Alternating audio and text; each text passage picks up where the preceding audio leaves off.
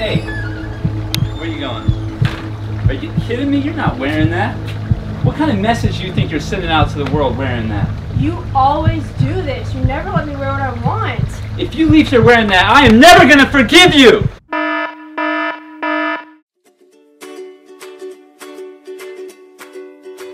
Hi, my name's Nathaniel. And I'm Sutton. We're a couple, and that is not how you argue. In this video, we're going to talk to you about the do's and the don'ts of arguing in a relationship. And we're not saying we're experts or anything, but this is what we've gathered through trial and error, what we observed in other people's relationships, and what we believe God teaches us on how to treat one another. So we hope this helps you.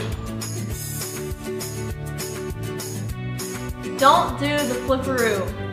That is when your partner tries to tell you something that they don't like or something that you're doing wrong, and instead of listening to them and trying to be understanding, you just lash out and try and turn it around to be about what they're doing wrong.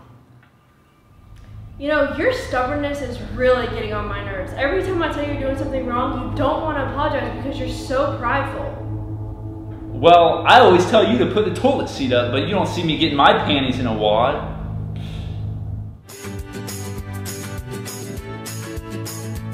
Don't threaten your relationship. In other words, don't give each other ultimatums. If you leave here wearing that, I am never gonna forgive you!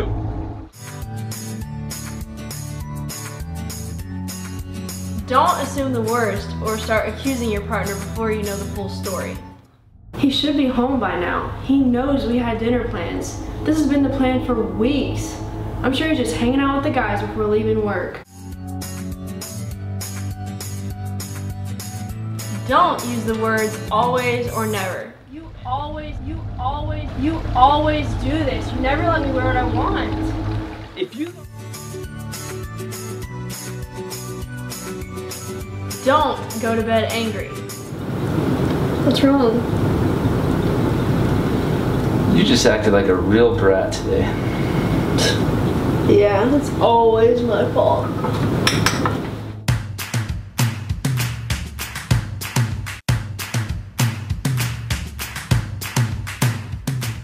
Don't Fliparoo, love your boo. The best way to achieve this is when your partner tells you that you're doing something wrong, regardless if you agree with what they're saying or not, you have to show that you heard what they said.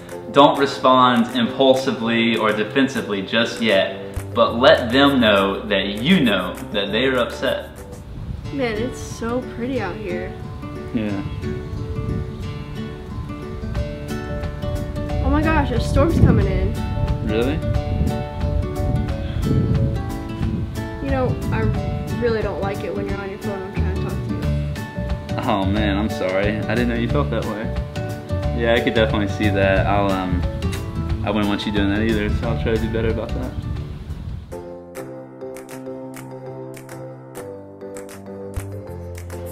Do show your partner that you are willing to overcome any challenges that you may face. The words break up or divorce should be removed from your vocabulary. I hate it when you walk away. I don't know why you do that, but gosh, I know we're gonna get through this.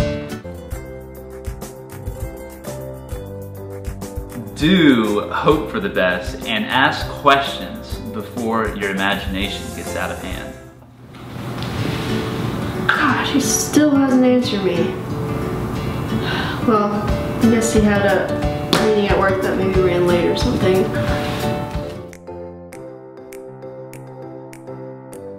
Do be realistic and don't be immature in your emotions.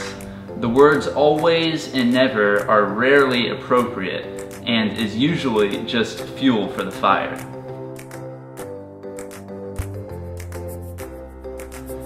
Do be the first one to reconcile. Jesus was a great example of this.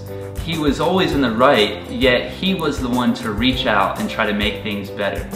This can be a very, very difficult thing to do, yet extremely beneficial.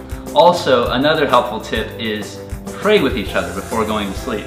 It's nearly impossible to be angry at someone you're actively praying with. What's wrong? Nothing. You know, I know today was rough, but I think we should say a prayer together.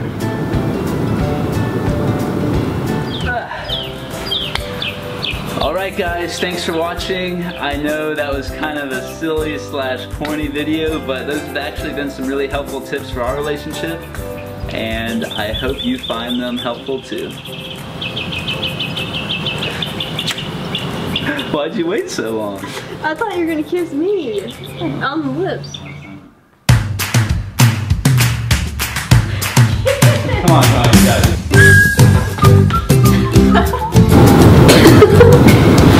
You want to ask me like what's wrong?